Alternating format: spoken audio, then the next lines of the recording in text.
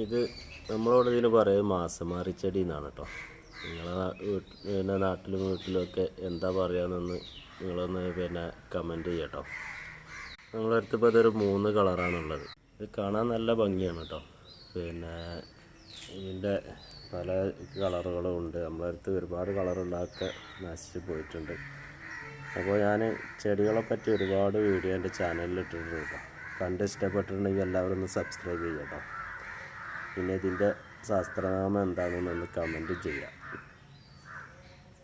ഇതിൻ്റെ ഈ ഇലകൾ സൈഡിൽ ബാക്ക് ഭാഗം നല്ല വയലറ്റ് കളറും ഇതിൻ്റെ പച്ചയാണ് കേട്ടോ.